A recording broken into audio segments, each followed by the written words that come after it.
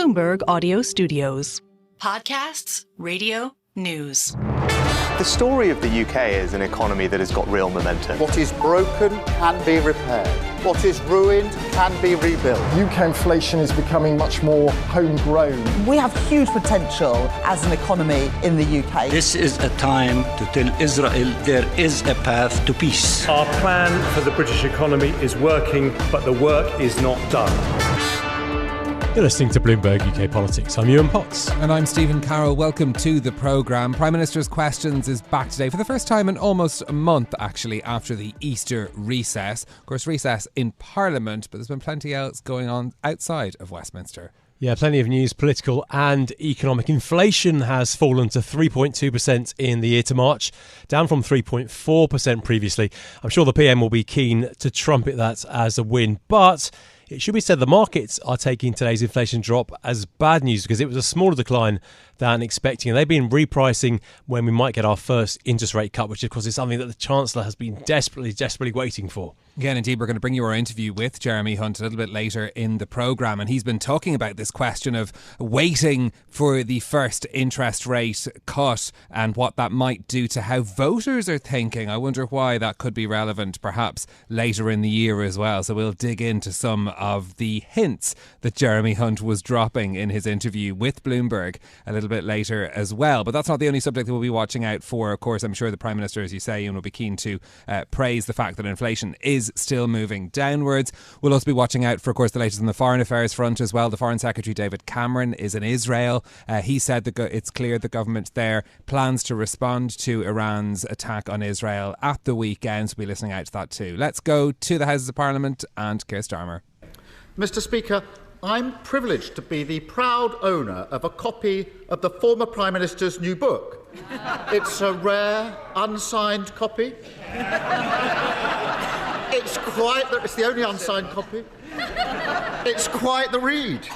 She claims the Tory party's disastrous kamikaze budget that triggered chaos for millions was, her words, the happiest moment of her premiership. Has the Prime Minister met anyone with a mortgage who agrees? Well, Mr. Speaker, all I'd say is he ought to spend a bit less time reading that book and a bit more time reading the Deputy Leader's tax advice.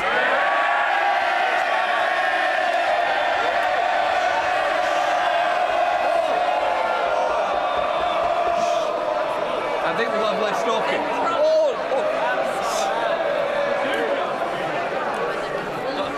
I want to get through PMQs.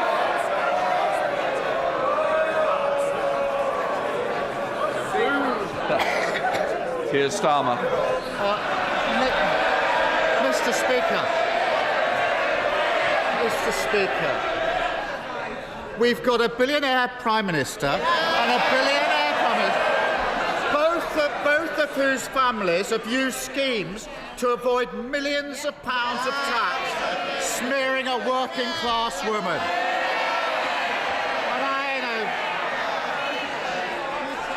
And the Prime Minister, the former Prime Minister, has a long list of people to blame for the economic misery. They don't want to hear it. They made her Prime Minister, and millions of people are paying the price.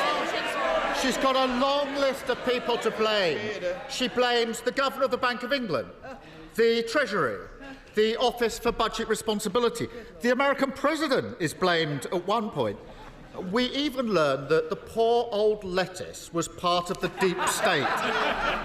Does the Prime Minister agree with me that it's actually much simpler than that? It was the Tories' unfunded tax cuts, tens of billions of pounds of unfunded tax cut, that crashed the economy and left millions paying more on their mortgages, wasn't it?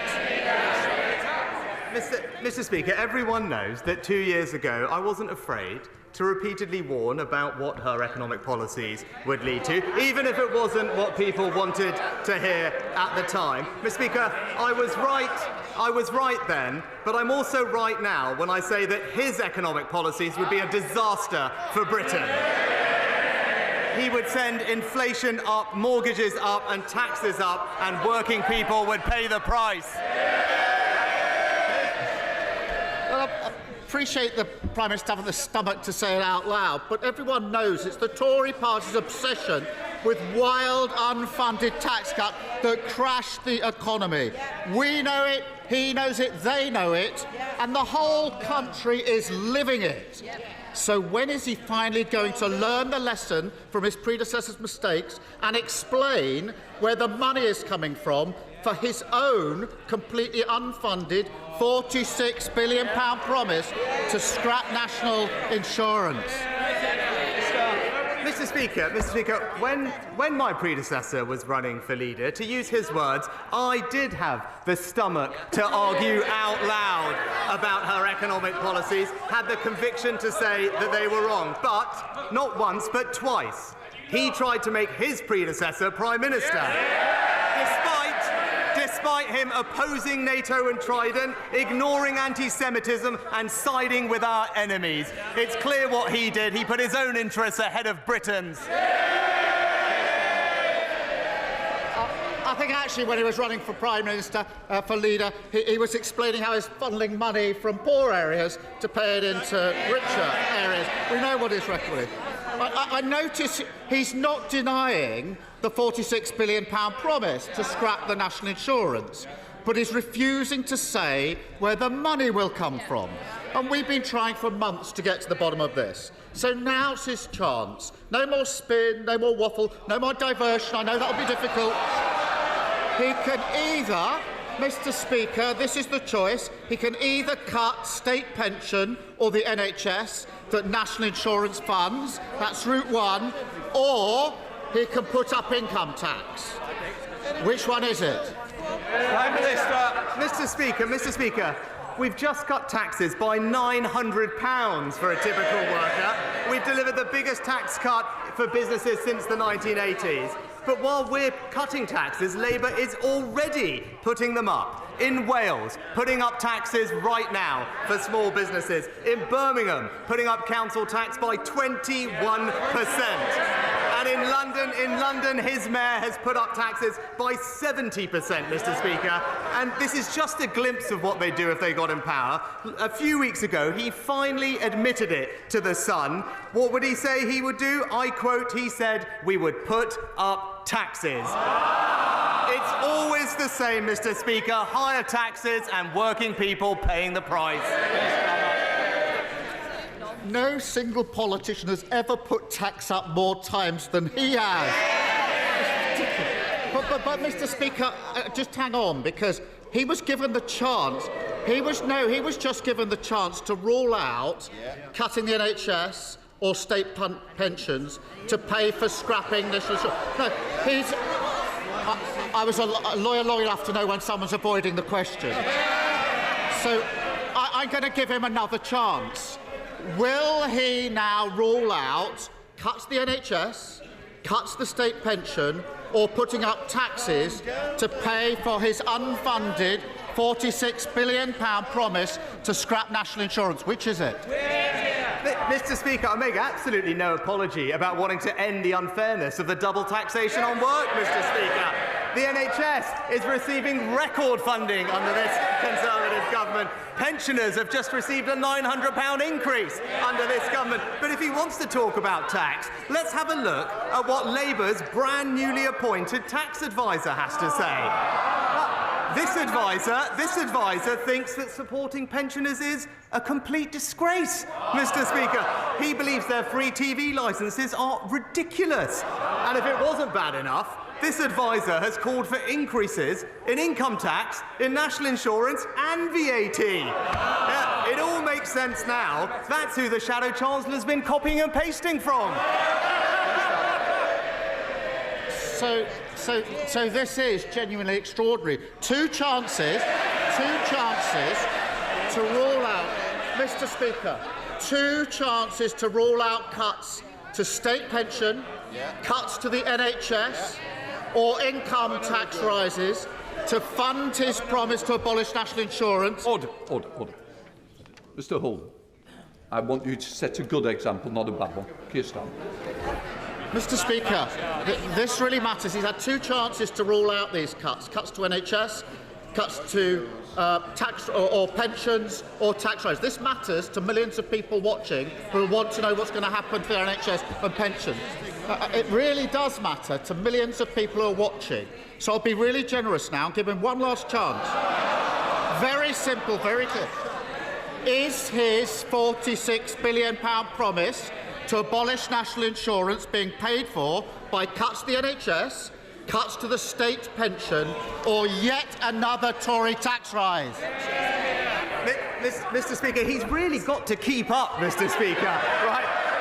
It's this government that's just delivered a £900 increase to the state pension. It's this government that's already committed to the triple lock for the next Parliament. He had 6 opportunities. I didn't think I heard him say that, Mr. Speaker.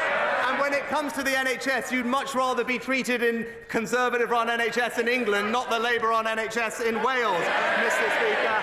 But it's another week where all we heard is political sniping, Mr. Speaker, not a word about their plans for the country. He's failed to acknowledge that since we last met, taxes have been cut by £900, state pensions gone up, free childcare has been expanded, wages have risen for 9 months in a row, Mr. Speaker, and just today, inflation down again to 3.2%. Our plan is working and the Conservatives are delivering a brighter future for Britain. So that is this week's Prime Minister's question. So I think if we were scoring our Prime Minister's questions bingo, Yuan, I don't think I did very well at all. I mean, we just about got a mention of inflation at the very end. No mention of any foreign affairs involved. And in fact, it was 2 names we didn't mention at all. Angela Rayner and Liz Truss that took up rather a lot of the real estate in this as well. Of course, the former Prime Minister's book getting an awful lot of attention as she's been doing quite a lot of interviews on it. And unsurprisingly, Keir Starmer didn't miss an opportunity to kick the Prime Minister over some of the choices made by his predecessor and the knock-on effect that had at the time on mortgage rates, although it's probably worth saying that mortgage rates have come down since that peak as well, and that, you know, the interest rate rises from the Bank of England probably would have eventually brought mortgage rates higher. Whether or not they would have gotten that high, and certainly not that fast, of course, is a matter for history. Yeah, book launch by Liz Truss, of course, gold dust for the leader of the opposition. I thought it really interesting the trick he played actually today. This is really an old Tory trick, which is finding a promise of the Labour Party, putting a price on it, and then calling it unfunded, and then asking, what are you going to cut? What taxes are you going to increase? And that's exactly what Keir Starmer was doing today. He attached a figure of £46 billion to the Tories' long-term goal of abolishing national insurance. Of course, an incredibly expensive goal. It's not a promise as such, but Keir Starmer challenging the Prime Minister to say, what would he do to find £46 billion? Would he cut the NHS? Would he cut the state pension? Or would there be other tax rises? And he went on this several times in this PMQ. So interesting that Labour trying to really steal a Tory tactic on this. And I think it was reasonably effective. Although, of course, this £46 billion number is not something which is going to cost the government anytime soon, but it is a long-term aspiration. So the Prime Minister is trying to bat this away, of course. Yeah, I mean, it struck me that, in fact, we were almost picked up in a conversation that we were having at the last Prime Minister's Questions almost a month ago, and that's still the focus that Labour has chosen to make today's exchange about, and fixating on this idea of, as you say, and trying to get the Prime Minister to admit what services they would cut in Labour's eyes to be able to afford a tax on national insurance. Now, Rishi Sunak did try to defend the plan or the idea of scrapping national insurance as, of course, the double taxation on work, which we heard a lot of at the time of the spring statement or the spring budget as well. But that focus again on future economic policies, potentially dangerous territory for Keir Starmer as well, because there isn't a lot on the policy front that his party has announced that that give the public a clear idea of what they're going to do on public spending, the public spending and taxation front, except sort of steady the ship and only do what they can afford. Yeah, and interesting, I thought something which didn't feature in this PMQs, which I think we thought when we were discussing this before the show would feature, and that was, of course, that lively debate in Parliament yesterday about the proposed smoking ban. Well, not exactly a smoking ban, but the policy makes it illegal for anyone born before born in 2009 or later to buy tobacco products. So in effect, making tobacco illegal for anybody coming of age in a couple of years' time. Now, the vote passed, but with significant opposition from the Conservative benches, 57 Tories voting against it, and more than 100 not voting at all. Also interesting, I thought, that not a single Labour or Lib Dem MP voted against the proposals, not a single one. So no Libertarians out in force on the red or the yellow benches, but plenty of discontent from Conservatives. In fairness to the Prime Minister, it was a free vote, so this is not a rebellion, but I think it did... Which in itself was a choice. Yeah, indeed, it was. I thought it felt a little bit odd to hear senior cabinet members like Business Secretary Kemi Badenoch voicing their discontent at something which the Prime Minister had made clear that he felt strongly about. Because I don't think that would stop her, given past performance, to criticise something the Prime Minister felt strongly about. But it's also looking at the polling on this as well. It's a measure that the majority of Tory supporters support. Yeah, I mean, it's something which Rishi Sunak has been very keen to advance. It's got his name all over it. It's interesting that the Prime Minister, some have criticised him for not having a clear agenda on a number of things, but he's got a lot of sort of hobby horses which he really likes to go on. And this is something that he has said before he feels strongly about. He's mentioned it in speeches in the past. And it is a very radical policy. It's only been implemented, only been put into place in one country around the world. And the new government coming in New Zealand decided to scrap it. So in fact, the UK is the only country in the world to put this in place, assuming it all goes through Parliament unchanged. Yes, it will be interesting to watch how that procedure continues. Right, that's the latest from Westminster. Meanwhile, though, the Chancellor Jeremy Hunt has been speaking to Bloomberg while in the United States. He told our colleague Kayleigh Lyons in Washington that interest rate cuts would lift voters' mood ahead of a general election. His comments add to speculation the Prime Minister won't call the vote until the autumn. Kayleigh Lyons started by asking the Chancellor when he expected to see the Bank of England cut interest rates. Well, that's a decision for the Independent Bank of England, just like here in the US. That decision is taken independently. And they have to look at lots of things. I mean, we've still got very strong wage growth data. It's been going up for 9 months in a row in real terms. But I think the big message from today is that the IMF are saying that inflation is going to be 1.2% lower. There are people who are now forecasting inflation will be lower in the UK than in the US or possibly even the Eurozone. And so, that situation we were in 18 months ago with inflation at 11.1%, that is well and truly behind us. And if you're looking forward in terms of longer term growth prospects, the IMF today are saying that the UK will grow faster than France, Germany or Italy over the next 6 years. So we think we have very strong growth prospects. So you aren't concerned at all about what potentially could happen to parts of the UK economy, like the labour market, if policy were to stay too tight for too much longer, given what you are saying is a downward trajectory in inflation? Well, obviously, in the short term, we look to the Bank of England to get that fine judgment right. But what finance ministers like me can do is much more about the longer-term competitiveness of the UK economy. And we note that the IMF today say there's a whole section about the impact of AI on the UK economy because they recognise that London is now the world's second largest epicenter for AI R&D after San Francisco. And there's a huge amount happening in our tech economy, which is third only to the US and China globally. And that is really where the big growth in the future is going to come in the UK, and that's where we think makes it a very exciting bet for investors. Well, and your point is taken, Chancellor, that you oversee the fiscal side, not the monetary side. So on the fiscal side, you have suggested that an election could happen potentially as soon as October. Should we expect another potential fiscal event between now and then, or have we seen all we're going to see on that front before the votes are cast? Well, it's certainly the case that, the feel-good factor as interest rates start to come down, as people start to feel higher real disposable incomes, will be stronger in people's minds come the early autumn than it is now. People have been through a very bruising period. Obviously, decisions about election timing are for the Prime Minister, and were we to have an October election, as I've said before, it would be possible to have a fiscal event in September. But we would decide much nearer the time whether that was the right thing to do.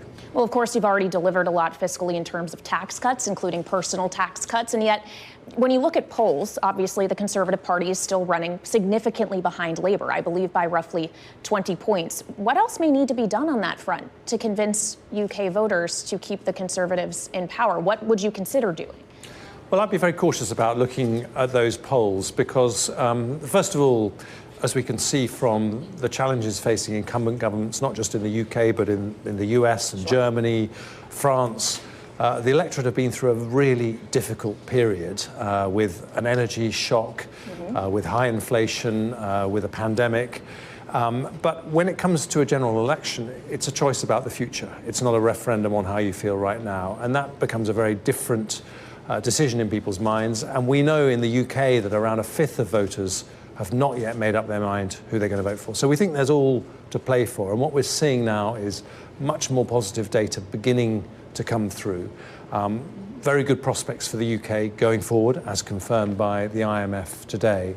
And I think all that means that our strongest argument to the British people is going to be that having turned that corner, we don't want to take any risks going forward that would mean that we don't have that exciting economic growth. Well, something else the IMF warned about in its report today was around something you just mentioned, the idea of potentially an energy shock, considering we are still seeing hot wars, not just on the continent of Europe, but of course in the Middle East. We are waiting to see what kind of retaliation we might see from the Israelis after the Iranian attack over the weekend. How concerned are you about the way in which this conflict may escalate and the ramifications it could have, not just for humanity, but for the economy? Well, I think we all have to be very concerned, but I think we should also take comfort from the fact that the two biggest shocks that we've seen in the last few years, the invasion of Ukraine and the attack on Israel, have both been met by a very united response from Western allies, much more united than our opponents were expecting. And I think that what that demonstrates is that when the chips are down, we recognise the seriousness of the situation. We work together with our friends and allies, and the relationship between the UK and the US is right at the centre of that Western response to the challenges we face. Given that there are these still ongoing conflicts, would you ever give consideration to raising defence spending, or is your focus really primarily on delivering tax cuts, and that has to factor in? Well, I think it's possible to do both because tax cuts can help grow the economy. That means you have more resources for really important challenges like security. And what I would say is that, you know, the UK recognises we're the biggest spender on defence in Europe. We recognise that going forward we're likely to have to spend more. But part of our job is also to persuade other NATO European countries that they need to spend their proper amount.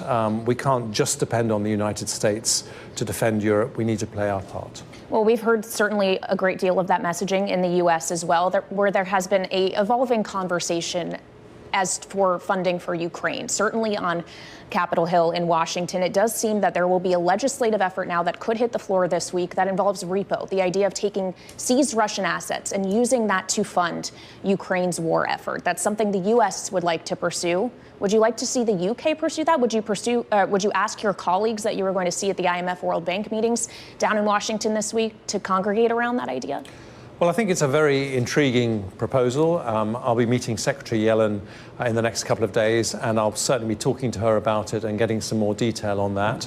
But I think we should be thinking about anything we possibly can to come to the support of Ukraine. This is an absolutely existential battle, not just for Ukraine itself, but for a global order in which, since the Second World War, we have largely stopped large countries thinking they can just invade their neighbours and get away with it. And if we were to let Russia get away with invading Ukraine, the ramifications would be huge, not just in Europe, but all over the world. So I think this is a proposal we should look at very carefully. Well, and you'll speak with Secretary Yellen about that. But of course, the U.S. can only do so much in this regard. A lot of these frozen assets are not held by the United States. They're held on the continent of Europe. What kind of conversations have you had with your European counterparts around this idea and whether it could actually work as well in reality as it may seem like it could when just thinking about the idea?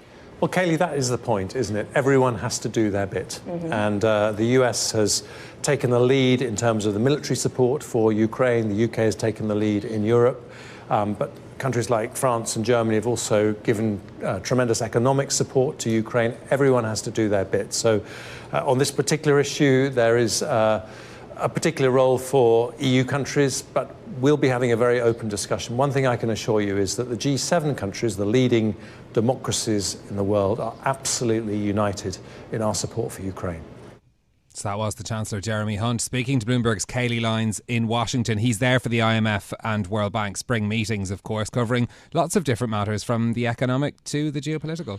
Yeah, the Chancellor saying that the feel-good factor as interest rates start to come down and people feel higher real disposable incomes will be stronger in people's minds come the early autumn than it is now. So a bit of a hint on an early autumn election, though, could be a bluff. But if the market's anything to be believed, after today's inflation figures, we won't get our first rate cut until November. And in fact, the second rate cut, not fully priced until next year. So that's going to come pretty late for the government if they're hoping for some feel-good on interest rates. Yeah, but also what a change since earlier this year, and we were expecting them much earlier in the year. Well, that's it from us for today. If you like the programme, don't forget to subscribe and give it 5 stars so other people can find it on Apple Podcasts, Spotify or wherever you listen. This episode was produced by Tima Adebayo and our audio engineer was Sean Gustamakir. I'm Yuan Potts. And I'm Stephen Carroll. We'll be back with more tomorrow. This is Bloomberg.